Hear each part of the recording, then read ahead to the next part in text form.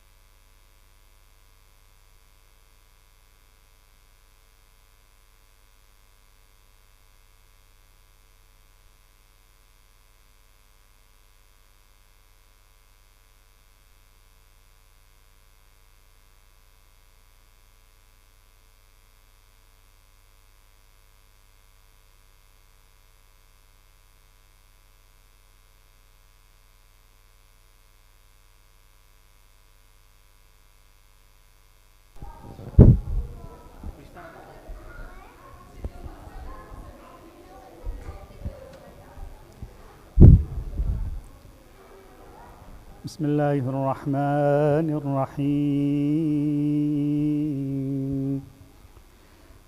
اللهم صل على محمد وآل محمد. وما أنا يا رب وما خطري، هبني بفضلك وتصدق علي بعفوك.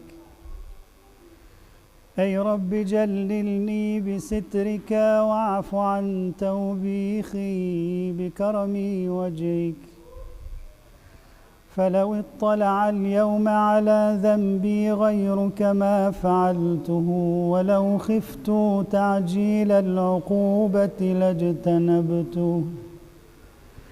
لا لأنك أهون الناظرين إلي وأخف المطلعين علي، بل لأنك يا رب خير الساترين وأحكم الحاكمين وأكرم الأكرمين. ستار العيوب غفار الذنوب علام الغيوب، تستر الذنب بكرمك وتؤخر العقوبة بحلمك. فلك الحمد على حلمك بعد علمك، وعلى عفوك بعد قدرتك. ويحملني ويجرئني على معصيتك حلمك عني، ويدعوني إلى قلة الحياء سترك علي، ويسرعني إلى التوثب على محارمك معرفتي بسعة رحمتك وعظيم عفوك. يا حليم يا كريم يا حي يا قيوم، يا غافر الذنب يا قابل التوب، يا عظيم المن يا قديم الإحسان. أين سترك الجميل؟ أين عفوك الجليل؟ أين فرجك القريب؟ أين غياثك السريع؟ أين رحمتك الواسعة؟ أين عطاياك الفاضلة؟ أين مواهبك الهنيئة؟ أين صنائعك السنية؟ أين فضلك العظيم؟ أين منك الجسيم؟ أين إحسانك القديم؟ أين كرمك يا كريم؟ به وبمحمد وآل محمد فاستنقذني، وبرحمتك فخلصني، يا محسن يا مجمل يا منعم يا مفضل.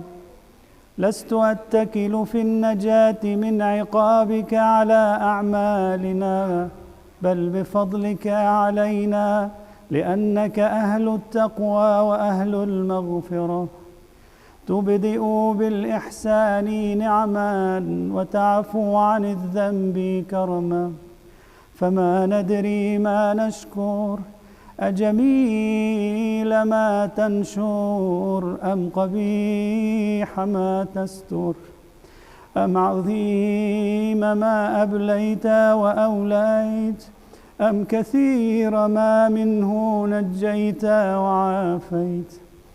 يا حبيب من تحبب إليك، ويا قرة عين من لاذ بك وانقطع إليك. أنت المحسن ونحن المسيئون، أنت المحسن ونحن المسيئون، فتجاوز يا رب عن قبيح ما عندنا بجميل ما عندك. وأي جهل يا رب لا يسعه وجودك، أو أي زمان أطول من أناتك. وما قدر أعمالنا في جنب نعمك، وكيف نستكثر أعمالا نقابل بها كرمك. بل كيف يضيق على المذنبين ما وسعهم من رحمتك. يا واسع المغفرة، يا باسط اليدين بالرحمة، فوعزتك يا سيدي لو انتهرتني ما برحت من بابك، ولا كففت عن تملقك.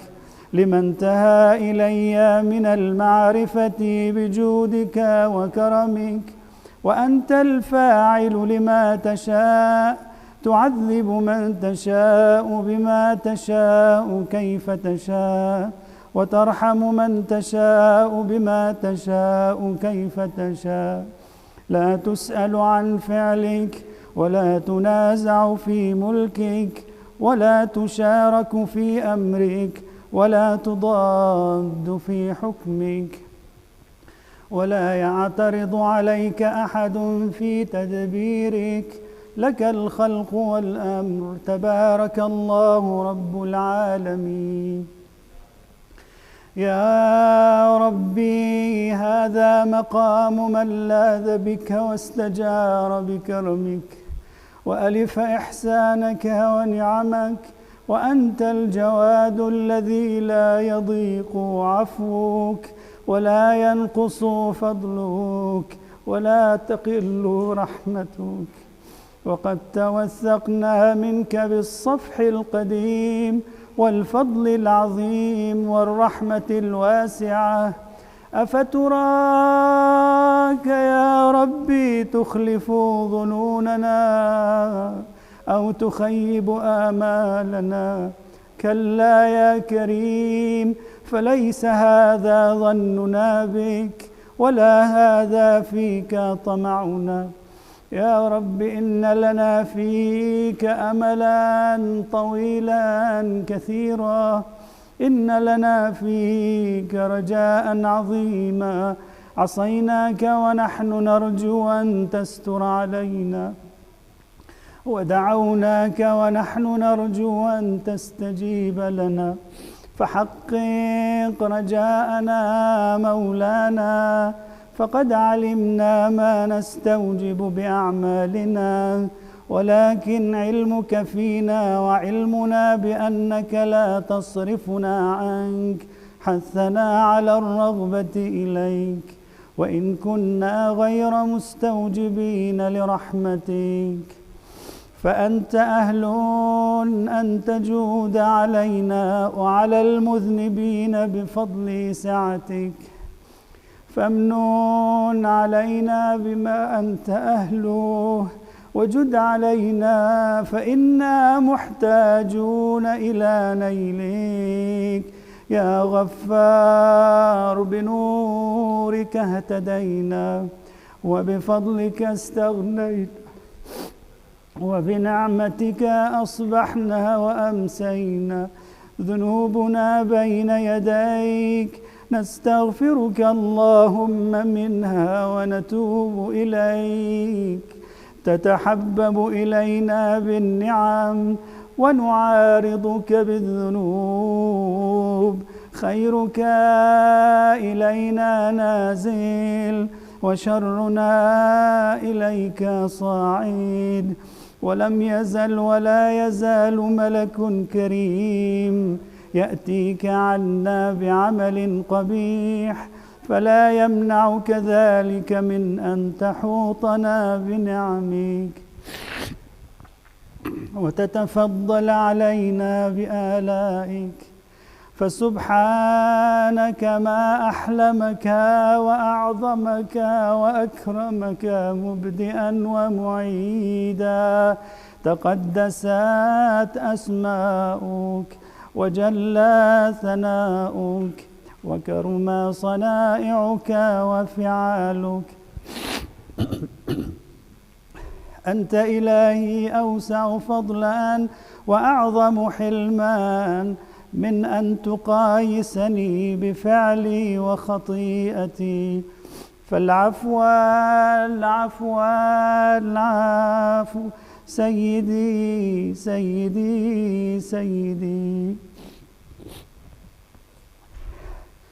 اللهم أشغلنا بذكرك وأعذنا من سخطك وأجرنا من عذابك وارزقنا من مواهبك وأنعم علينا من فضلك، وارزقنا حج بيتك وزيارة قبر نبيك، صلواتك ورحمتك ومغفرتك ورضوانك عليه وعلى أهل بيته إنك قريب مجيب، وارزقنا عملا بطاعتك وتوفنا على ملتك وسنة نبيك صلى الله عليه وعلى آله وسلم.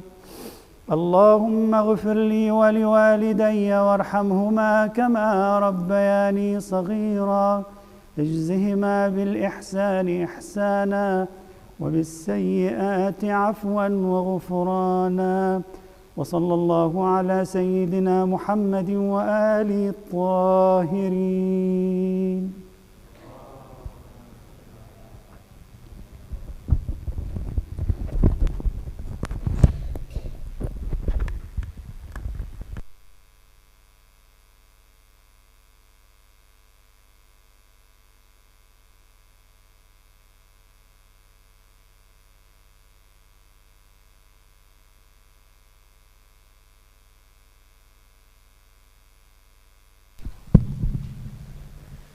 Thank you, Sheikh Abdullah, for the recitation.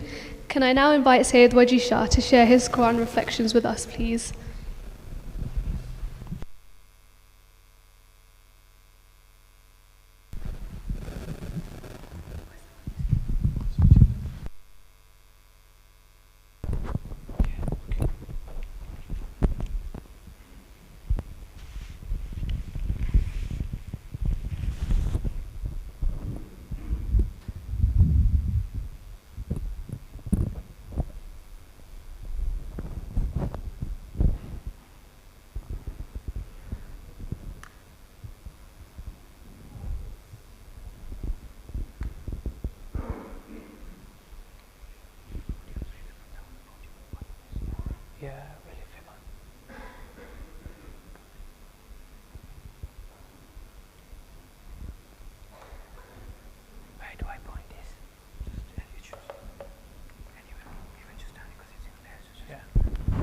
Sallu ala Muhammad wa ali Muhammad.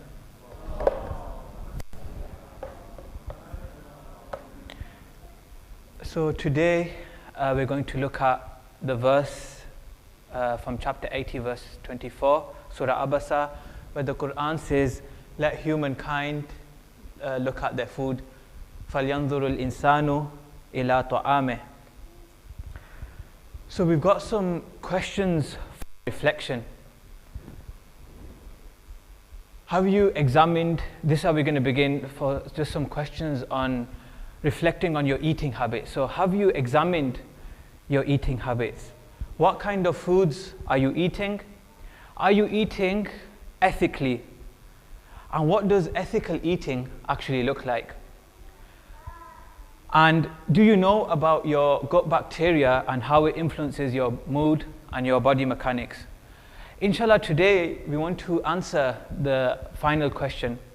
So we're going to split this presentation into two: food for your stomach and food for thought.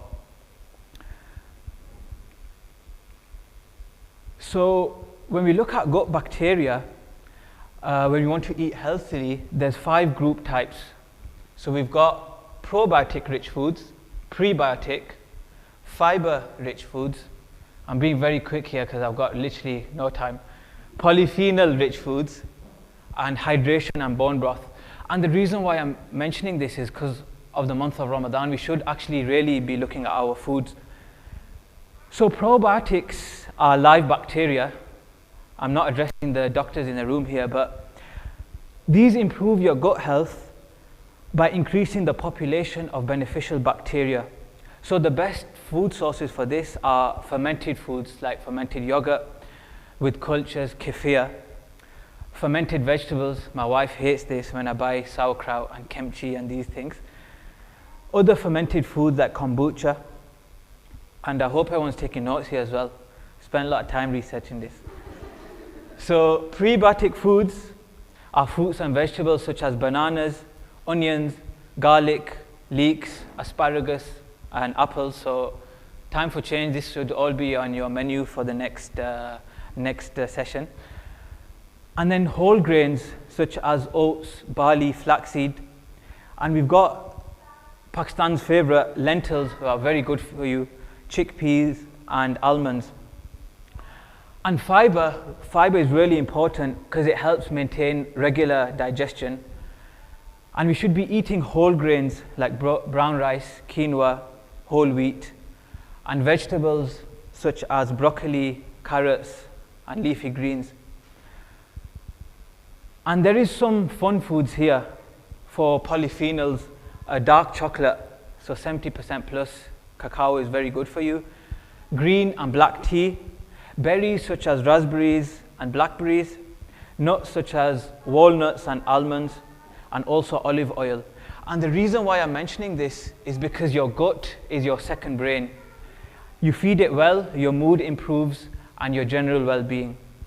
So stuff to avoid, Bismillah, this is very beautiful. Stuff to avoid is burgers with chips in high salt content. So unfortunately, I didn't see the menu, otherwise I wouldn't have signed up for today. So processed foods we avoid, inshallah, artificial sweeteners, excess sugar and refined carbs, And my favorite here, excessive use of alcohol and antibiotics. So the problem with these are they disrupt gut balance and reduce your friendly bacteria, resulting in a poor Ramadan. Moving on to the second part of my analysis, sorry for the speed, but we're looking at food for the soul. And today, media companies, tech companies, all these marketeers are paid millions and billions to attract your attention, to persuade you to eat their food, to buy their products, to watch their content. So my question for you today is, what are we feeding our souls?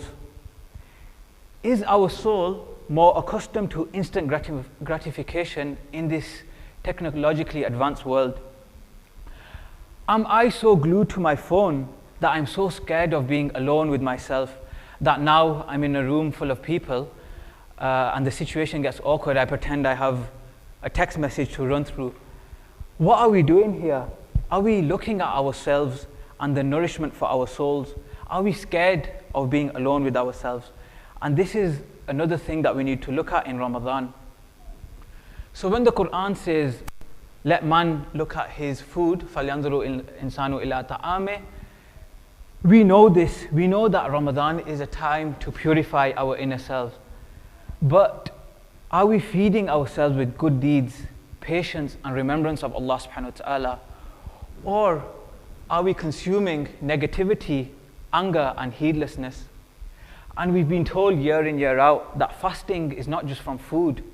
Fasting is also of the tongue, not gossiping, lying or slandering. Fasting is also of the eyes and of the heart. Sister Zinat, I'm just going to finish here, so don't kill me. So the last slide is about self-examination. What are we truly made of? This verse, فَلْيَنْظُرُ الْإِنسَانُ إِلَىٰ طَعَامِهِ, asks a very subtle question. What kind of person have I become? What food or influences, thoughts and actions am I allowing into my life? And am I consuming the right kind of spiritual sustenance? And the hunger that we should actually worry about is the hunger in the heart for the presence of Allah subhanahu wa ta'ala. And just as we check labels on food for health, we should check our intentions, habits and character for purity. Sallu ala Muhammad wa ali Muhammad. Two.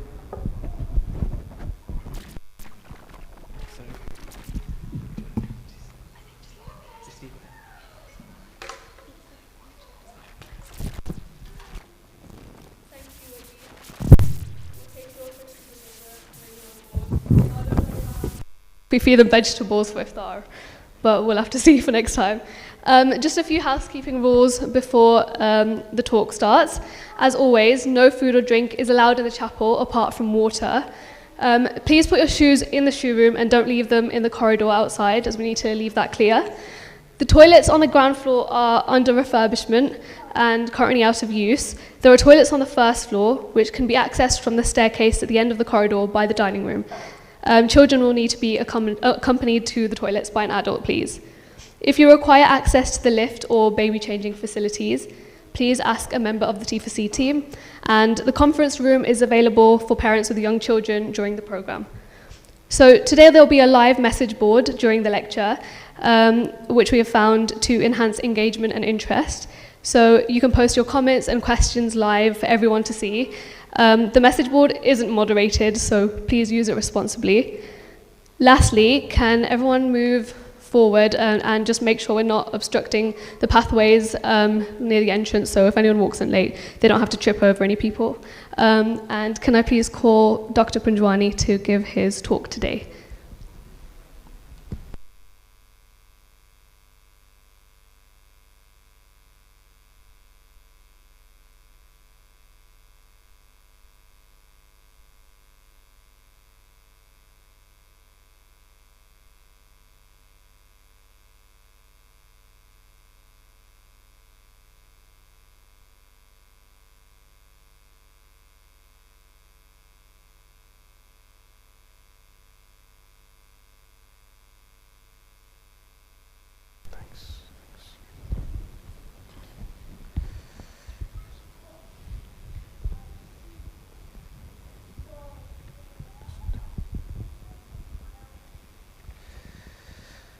أعوذ بالله من الشيطان الرجيم بسم الله الرحمن الرحيم أستغفر الله ربي وأتوب إليه الحمد لله رب العالمين وصلى الله على محمد وآله الطيبين الطاهرين صلوات please الله ربنا لا تزغ قلوبنا بعد إذ هديتنا وهب لنا من لدنك رحمة إنك أنت الوهاب صلوات الله Assalamu alaikum, my dear brothers and sisters. Pray all well. Ramadan Mubarak to all of you. And you can tell from the salawat that it is Ramadan. But of course, maybe there's little excuse after iftar. But mashallah, so nice to see all of you, and it's an honor to serve all of you.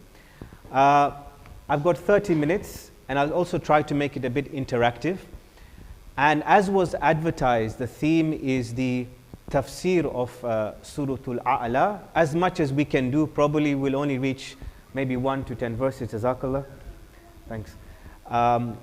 And the key questions that I want to pose or ask you is, how did Allah subhanahu wa ta'ala teach our beloved Prophet about himself? And so it sounds like a simple question. But how did the Prophet understand who God was, his attributes, as opposed to the idol worshipping society or the polytheistic milieu or worldview? And two, how did the Prophet develop his knowledge, the rituals that he engaged in? So how did he move from, as is widely reported in Siratul Nabawiyah volume 1, that moving from tahannuth in the cave of Hira, this kind of dhikr and meditation, and a number argue sajda as well. How did he move from that to the formal prayer, and even what to recite in the prayer? How did he know to say Subhana Rabbil A'la wa bihamda in sajda, or Subhana Rabbil Adim wa bihamda? Where do these things come from actually? And then number two, which is I would say an interesting but sensitive discussion, but it's not sensitive because of me. It's from the Quran directly, which is, what was the Prophet's memory like at the time of revelation? How did Allah teach him ayat of the Quran? And what was his psychological, spiritual state, anxiety, distresses, strength of memory? How did he manage then to remember certain ayat, as indeed the surah or ayat got larger and larger, especially in Medina? And why does Allah say, Bismillah ar-Rahman ar-Rahim, Sanuqri'uka fala tansa? Soon we will recite to you so that you don't forget. If you just take that line, Sanuqri'uka fala tansa, that's why I said it's not from me, it's from the Quran. We have to discuss these things. Why is Allah saying, I'm going to recite to you so you don't forget? Just think about it. Does that mean the Prophet was worried about forgetting? Does that mean his memory was at a particular state? And when we often say that Suratul A'la is for memory, I mean, in some ahadith you can find these sorts of fada'il of the surah of the Quran. So where does this actually stem from? And how does it benefit us? I'm discussing these things not because it's a technical academic discussion. I will go into it for those interested. But whenever I'm humbly giving a lecture, first of all, is to remove my ignorance. I want to know for myself, for my family, that what was the Prophet's spiritual, intellectual state, and how did he reach a state that he was able to hear voice of angel Jibreel, making Allah subhanahu wa ta'ala this exclusive object, being in tune with the presence of Allah. As Waji said in the last presentation, that Ramadan is about that control of your bodily limbs. Indeed, this is in the dua number 44 of As-Sayf As-Sajjadiyah, that we are asking Allah to give us a strength that our limbs don't disobey Him.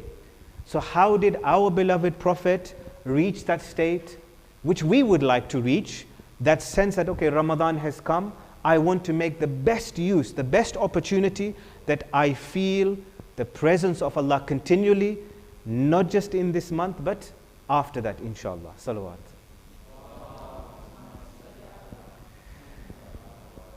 So hopefully that was a clear introduction, everybody, yes? Inshallah, can we have salawat if it was? Yes? Okay, alhamdulillah. And I chose not to use PowerPoint because I fall asleep during PowerPoint. So I just thought, let's try to make it a bit interactive, inshallah, okay? Now, you can follow this on the phone if you want, but I'm just going to tell you a bit about Surat Al-A'la and then go into the verses. Surat Al-A'la is one of the surah in the Quran known as the Musabbihat, those surahs or surah that begin with praising Allah. Sabbih isma rabbikal a'la. Okay, or yusabbihu lillahi, for example. These kind of surah that begin with the sin, ba and ha in different verbal forms, these are the, if you like, specialized surahs that are glorifying Allah subhanahu wa ta'ala. Suratul A'la was revealed in Makkah, okay? According to all the Mufassirun, it's revealed in Makkah. Now, interestingly, it is the 8th surah, although we say surah number 87 in the Quran, it is actually the 8th surah revealed chronologically, if you like, after Suratul Takwir, right? And I say that purposefully because what I will humbly say will inshallah make sense to you. That if you look at the surahs in the order that they were revealed, not compiled, you will see the Prophet's own spiritual and moral journey. Okay, and you can find those types of Quran also on Amazon, right? Where they have ordered it according to the order of revelation, and you will see how the Prophet begins to change and develop gradually, how Allah commands him. Very beautiful. Now, the surah itself, just one or two themes for you, right? And I'm sure you have read some verses, and we recite this also during Eid. So it's also relevant, so we know what we're reciting during Eid. That the surah talks about the essence of Allah, the way Allah creates things, Allah's involvement in the creation, not distance, but involvement in the creation. As I said, the Prophet's memory, how he memorized things, and then addressing the mushrikeen, the polytheists, and towards the end, how to gain salvation or najat in the akhirah, especially in discussing the people who were earlier, like the scriptures or the people of Musa. This is a basic summary of the surah. Now, look at the first 5 verses, okay? أعوذ بالله من الشيطان الرجيم بسم الله الرحمن الرحيم سبح اسم ربك الأعلى. Okay? Glorify in the name of your Lord, the Most High. الذي خلق فسوى. And who created and gave proportion. وَالَّذِي قَدَّرَ فَهَدَى.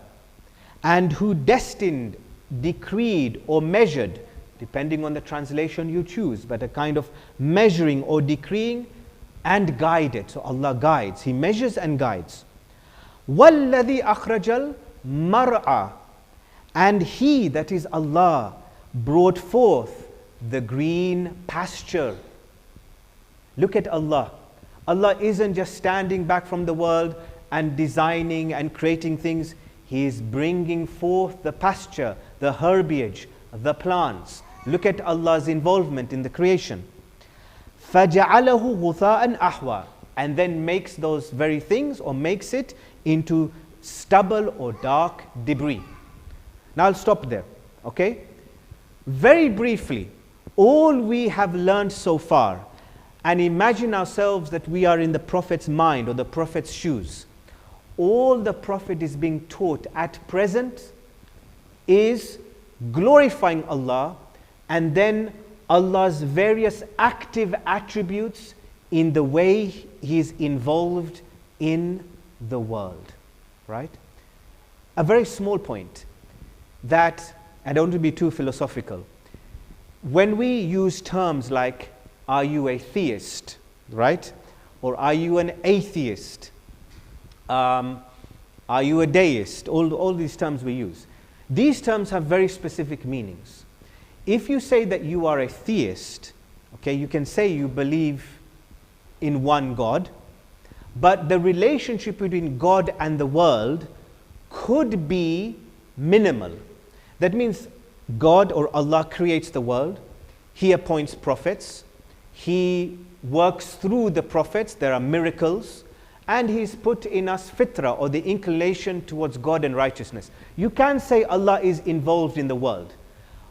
But maybe you can say that that involvement is to some degree or to a minimum degree. But if you say that you are panentheist, you say that God is outside of the world, but also fully involves Himself in the universe itself. That means Allah subhanahu wa ta'ala isn't just working through things, His presence, His hand, His spirit is there within the world. So when I paused and I said, وَالَّذِي أَخْرَجَ الْمَرْعَى. Now look at the beauty of the verse. It is Allah who is bringing forth the pasture and the plants. And the next time we look at a plant, we may see the presence of Allah. We may say, Ya Jameel, O beautiful one who is bringing forth that beautiful tree or flower.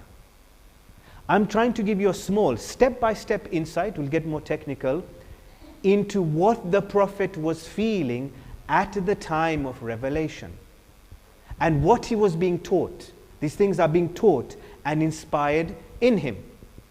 It is therefore no wonder, as it is cited by Sheikh Saduq, if I'm correct, in Man La Yahduruhul Faqih, that when our beloved Prophet Muhammad sallallahu alayhi wa sallam, Allahumma salli ala, that when he used to walk and see good things, children playing, somebody giving gifts, somebody saying a good word, somebody giving sadaqah, it is reported that he used to say, Alhamdulillahi alladhi bi ni'matihi tatimmas salihat. Praise belongs to Allah, who by his blessing has completed good deeds. So imagine the eyes of the soul of Rasulullah. He is seeing simple actions, but he is able to see the presence of Allah, or Allah working through the creation, that there isn't a single second where Allah is not present. And it takes a lot of mental strength, spiritual strength, or basira, that spiritual insight to do that. We're eating iftar, are we thinking about Allah or filling our bellies? Let's be honest. I'm driving here, I want to get here on time. Am I thinking about my death, which could happen at any time? I'm not trying to be grim, but anything could happen. But when we involve ourselves too much in our own activities, then it's very easy to forget the presence of Allah. I am seeing you, you are seeing me, it is an honor to serve all of you, but it is Allah that is completing this good deed for us, and His presence is here. So we can look at this surah as a way in which our beloved Prophet was taught about the intimate presence of Allah within the creation. Salawat. For those of you that are interested in Lughat al-Arabiya and like to reflect verse by verse or look at the language, I will only mention three things or three aspects from Ilmul Balagha that are relevant not just for this surah but for other surah of the Quran. In this surah you will notice that Allah employs a kind of saj, meaning that it is a rhymed prose. So you have a'ala, fasawwa, fahada, mar'a, ahwa. Right? In English language, simple terms, it rhymes. So you will notice the fluency by which Allah has revealed these verses and the rhythm and rhyme of these verses. You will find atf. Atf is when you say, for example, and you see the way each verse connects with the wow.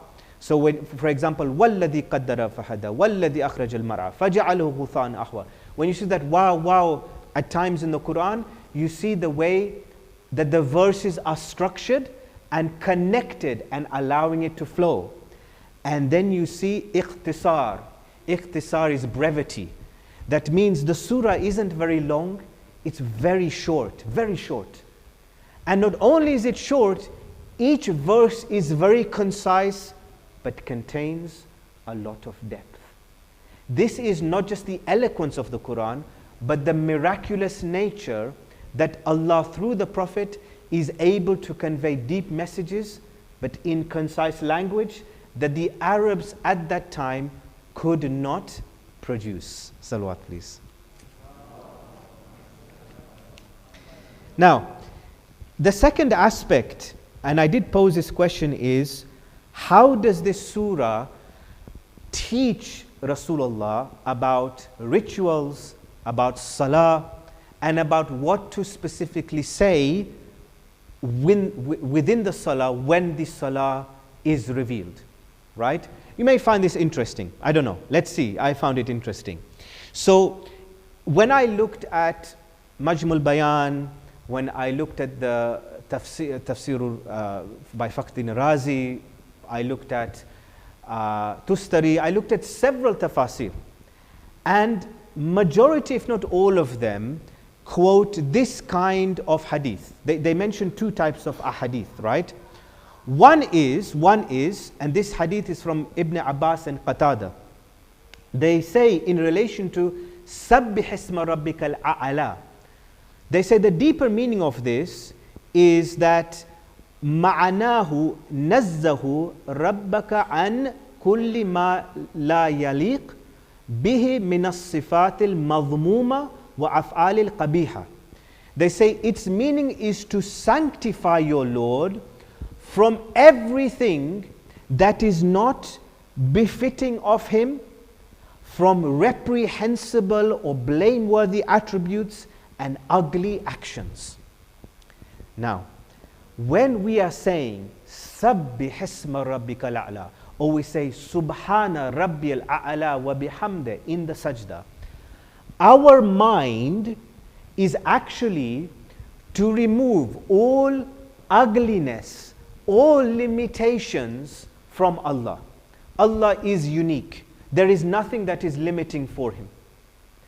But in turn, the verse and the phrase is also to remove reprehensible attributes from us. Just the utterance of the phrase and the meditation of the phrase is to have, according to Tustari, this is what he says, when you say this verse, it's to remove any adversaries and partners from Allah, which we can understand. But he says, but the hidden meaning, okay, the batini meaning, if you like, is to spiritually witness God in prayer without witnessing another. Okay? So, how many times when we pray, ruku, sajda, qiyam, we have distracting thoughts? Myself, I'm being honest. Yourselves, mashallah, you're more spiritual than me. Okay? That the biggest issue in the salah, the biggest issue in the dhikr is what goes through our mind that we don't begin to understand or contemplate on the personality of Allah subhanahu wa ta'ala. So this verse has a lot of depth. It's phrased very specifically. One, to teach Rasulullah that Allah is beyond these polytheistic idols. Two, that when people are asking about Allah, who is Allah? That Allah is beyond the wood and the stones and anything limiting. And three, for the Prophet himself to train his mind as to how to think about Allah and not witness or feel something else other than Allah subhanahu wa ta'ala. Okay? Now, this gets deeper, much deeper, because we have a second type of hadith, right? And this is from Al-Baqir alayhi salam, salawat. Okay. Now, this hadith I found it in Majmul Bayan, and he says that when you recite this ayah, you should be saying Subhana Rabbil A'la wa in kana fi salah, even in prayer. I'm getting closer to what I'm getting at. He's saying when you're reciting this ayah, you should say Subhana Rabbil A'la, even in prayer. Maybe you've picked up a clue already, okay? And then he says, قال الباكر إذا قرأت سبح اسم ربك الأعلى فقل سبحان رب الأعلى وإن كان فيما بينك وبين نفسك. Okay, that you say glory be to my Lord the Most High, and that even if it is between you and yourself. So I've said this hadith because what is now happening very interestingly is we're seeing the beginnings of the way in which Salah and the parts of Salah were revealed to Rasulullah. Right? This Sabbih Isma Rabbika A'la is arguably the source of Subhana Rabbil A'la wa bihamdi, which is the recommended dhikr in sajda. Please not recommended. If you open Tawdil Masail and you look at fiqh, and I'm sure you'll know about these kind of rulings, you will find majority of mujtahideen, they will say that one should recite dhikr of Allah in sajda, and they will say Subhana Rabbil A'la wa bihamdi, but they'll also say, in fact, any type of dhikr is sufficient, right? Any type of dhikr. That's why you can say Subhanallah, Subhanallah, Subhanallah, all right? Or if you're in a rush, Subhanallah once. You want to eat quickly, say Subhanallah once. No, don't do that. You want spiritually witnessing, okay? Iftar is there, okay? So, why this specific phrase, Subhana Rabbil A'la wa bihamdi? Now, inshallah, look at this in history. This is from the tafsir of Mullah Sadra, right? He then says the following. He says, when this verse was revealed, so this is the sababun nuzul of the verse. When this verse was revealed, the Prophet commanded people to say two things. He said that in your ruku, say Subhana Rabbil Adim wa bihamdi, which comes from Surah Al-Waqi'ah, which is, if you look at that surah, it says, فَسَبِّحْ بِإِسْمِ رَبِّكَ الْعَظِيمِ Subhana Rabbil Adim wa bihamdi. In Surah Al-Waqi'ah, you have the origins of the ruku, and then in Surah Al-A'la, you have the origins of sajda, right? Now, what was happening before? When the Prophet was doing that tahannuth in the cave of Hira, as I said, I did my best to do my research. It's very difficult to know what tahannuth is. I said dhikr, meditation, perhaps sajda. But when the Prophet had a small group of followers, and you can say he was praying Salatul Layl, right? Salatul Layl at that time, again, there is a discussion. Was there a complete surah revealed? There's a debate because Surah Al-Muzzammil was one of the early surah, and it's unclear whether Surah Al-Fatiha was already revealed. Maybe Surah Al-Fatiha came after. But we know that he did recite verses of the Quran. So now, what did he do in ruku and sajda? Because Surah Al-A'la came after. What was the Prophet saying? So according to Mullah Sadra, this is what people were saying and what he was saying. Allahumma laka raka'atu. Oh Allah, for you I have prostrated. That's what the Prophet and his small group of followers were saying. Or Allahumma laka sajadtu. Oh Allah, for you I have prostrated. Before these ayat of the Quran, they're going into ruku and sajda and saying, Oh Allah, for you I have bowed raka'atu, and oh Allah, for you I have prostrated. Now, is there anything wrong with that? Technically, no, there isn't. There's nothing wrong in that as such. But you know that when you say ilah and you say God, okay, that God could be of any God.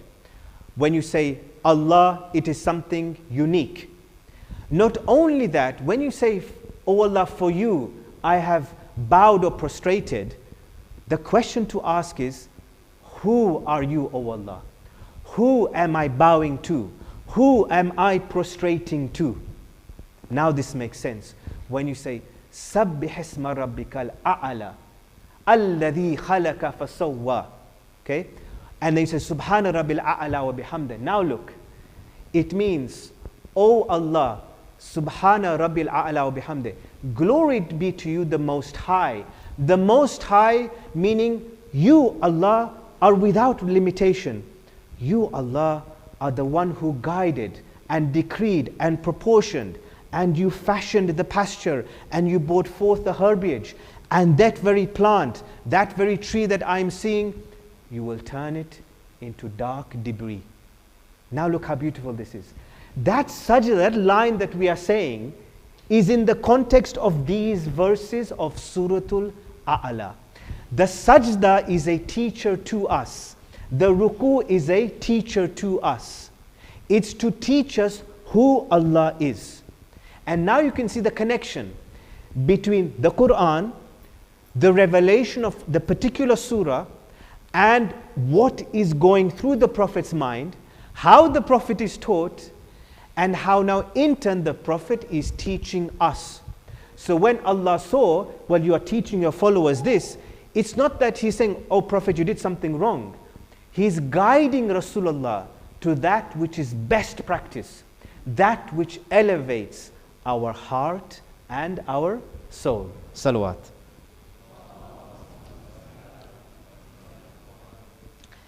So, time is up and I'll just conclude now, is that we'll continue this theme tomorrow. All I want to say in the beginning point is that when we view our beloved Prophet, my humble view is we should view him as somebody learning from the only mu'allim or Rabb that he had, which is Allah. We too can engage on that journey of learning and spiritual witnessing if we appreciate the Quran, contemplate on these few verses and the way they are connected to Rasulullah. And therefore, Allah Matabataba, I'm ending on this verse and I'll stop. In relation to these verses, he says and cites the following verse, surah number 39, verse 45. Bismillah ar-Rahman ar-Rahim. وَإِذَا ذُكِرَ اللَّهُ وَحْدَهُ اشْمَأَزَّتْ قُلُوبُ الَّذِينَ لَا يُؤْمِنُونَ بِالْآخِرَةِ وَإِذَا ذُكِرَ الَّذِينَ مِن دُونِهِ إِذَا هُمْ يَسْتَبْشِرُونَ. When Allah is mentioned alone, thereat shrink away the hearts of those who don't believe in the Akhirah. But when others are mentioned besides Him, behold, they rejoice. Our goal is to think about Allah alone, exclusively, that we too, inshallah, can feel even a small percentage of what our beloved Prophet felt. Salawat.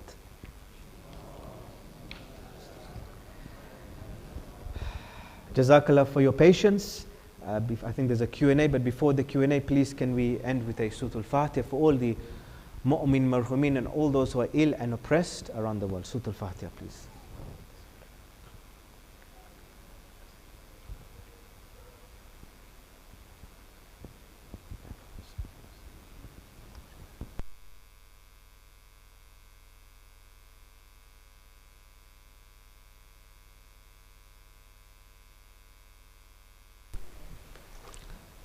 Thank you so much, Sheikh.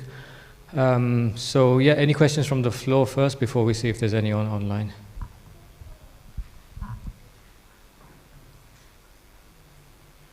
Okay, let's start with an online one. So one of the questions was that if the Quran is in chronological order, how is the order of the surahs decided?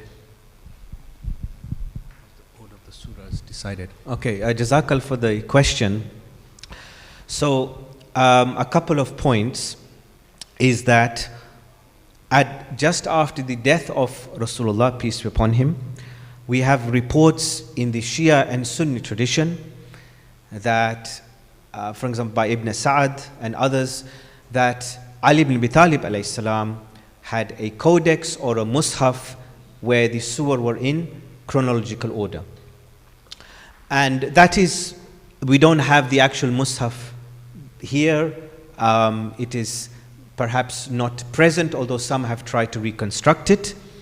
And Imam Ali alayhi salam, he stayed in his house for 3 days, compiling the Quran in that manner.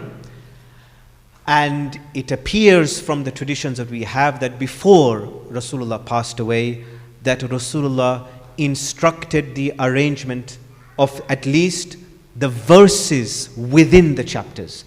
As for the placing of the chapters, my small research, I need to do more research, is that perhaps Rasulullah may have given an instruction for that, but it appears not to be an essential part of the Quran, because we now know that the time of Uthman especially, but also before, that the Quran is not in the order of Sutul Alaq and Sutul Muzzammil and Sutul Qalam, Sutul Muzammil, Sutul Muddathir, all this, Sutul Fatih, Baqarah, Al Imran. That is the order we have.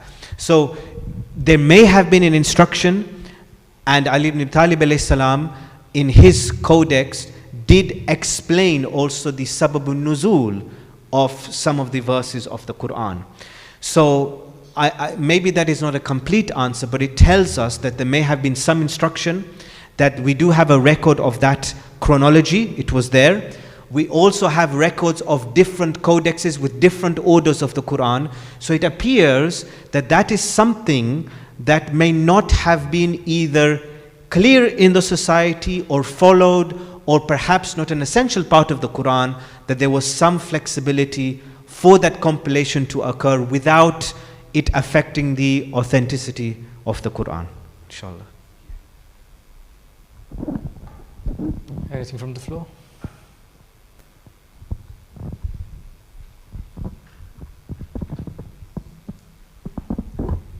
Assalamu alaikum. So referring to your tafsir of Surah Alaq, you mentioned that there was some sort of form of sajda and dhikr of Allah's name. But the Prophet was taught salat in Miraj. So wouldn't he have been taught what to recite?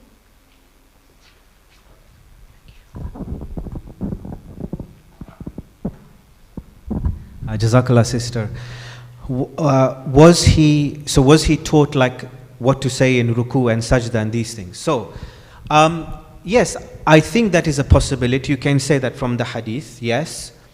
You can also say directly from the Quran in Sutul Muzammil that the last verse, verse 20, if I'm not mistaken, of that surah, which was revealed in Medina, that verse, according to the most Mufassirun, was the time in which the 5 daily prayers were revealed.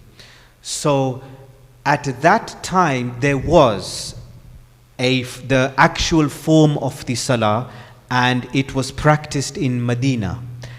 Before that, yes, I think you can say certain aspects were taught to Rasulullah in Mi'raj. Of course, we're talking about wahi. And in relation to certain verses, like I gave the example of Sutul A'la, you can directly say that actual verses were revealed. So it's not just in Mi'raj. You can also say that while he was just there, not in Mi'raj, certain aspects were taught to him. I think the Quran is the stronger starting point, and then going into the hadith, inshallah.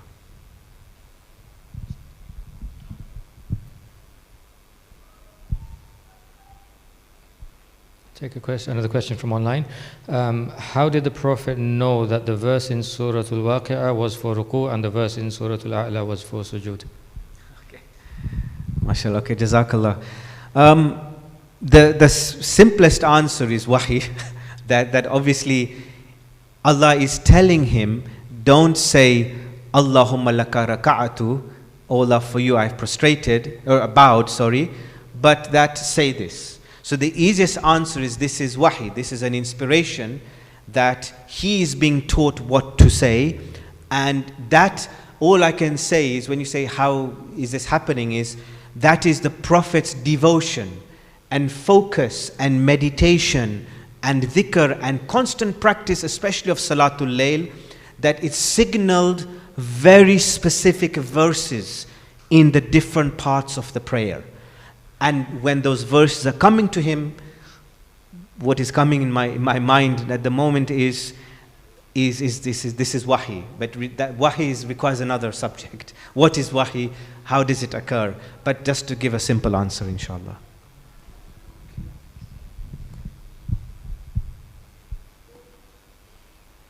Still have a couple more online, but if there's nothing here, okay, so let's go to another one. If there are different codexes, wouldn't that make the Quran changed, even though we believe or we say it is unchanged? Jazakallah for the question. I'm developing these research and lectures for week after next. I have to deliver in another place.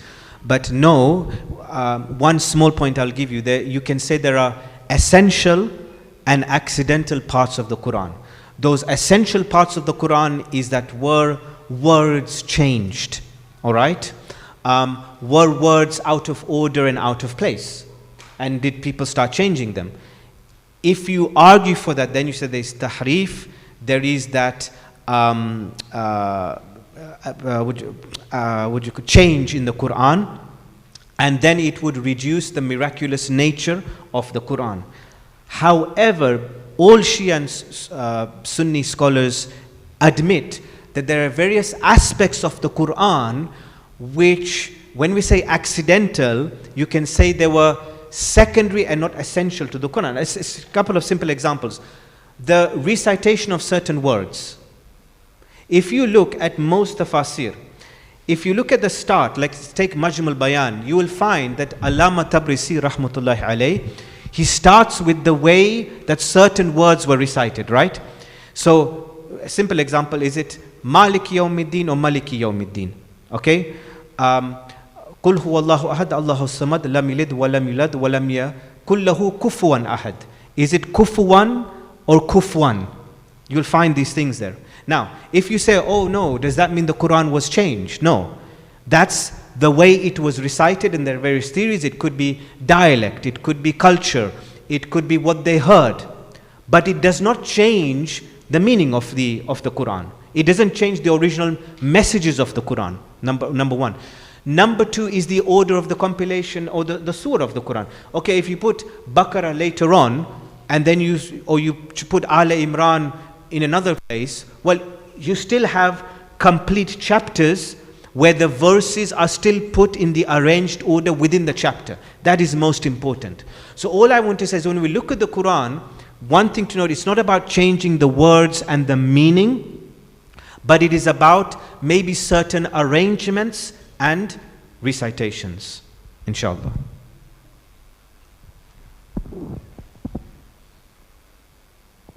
Okay, maybe just one last one from online again. So can we make our prayer dynamic, changing our practice over time, such as the dhikr, as we develop ourselves? Jazakallah. So can we make our prayer dynamic by changing the dhikr? Well, we can change the dhikr. These things are as mustahab within the ruku and sajda, of course, as I said, and that is the fiqh sort of rulings. However, as I said, the best practice, and I would say, and I've reflected on this, the best practice is what Rasulullah said, which is from the Quran. That Subhana Rabbil A'la wa bihamdi stems from Sabbih Isma Rabbil A'la. That means there was a conscious purpose in that verse being revealed. And I cannot find anybody beyond Rasulullah. I want Rasulullah to be my role model. And if he's saying these things, and more important, not just him saying it, it's substantiated from the Quran itself. I think that's a very strong indicator that that is the sirat that we should take to get closer to Allah through that Quranic dhikr, inshallah. Thank you. Shukran. Thank you so much, Shaykh. Thank you. Thank you.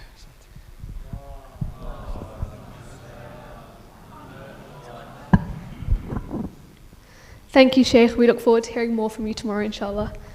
A few more announcements before we end. If anyone would like to recite any du'as during Ramadan, or any of the short du'as after Maghrib or Isha Salah, you can contact Muhammad Moti. This is not limited to any age or gender.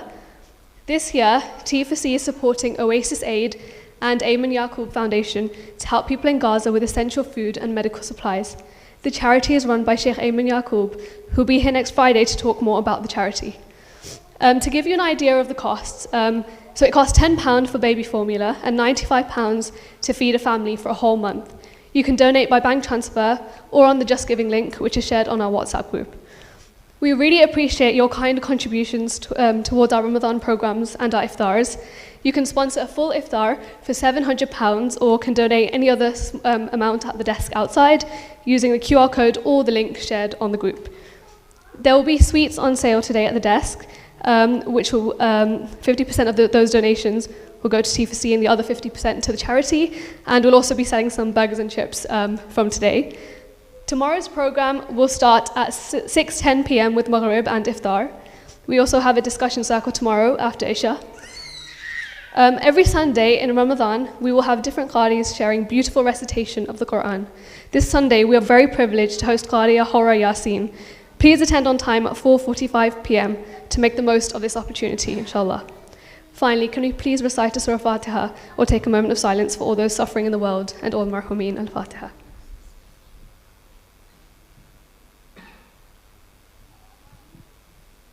Isha Salah will be in 5 minutes. Thank you.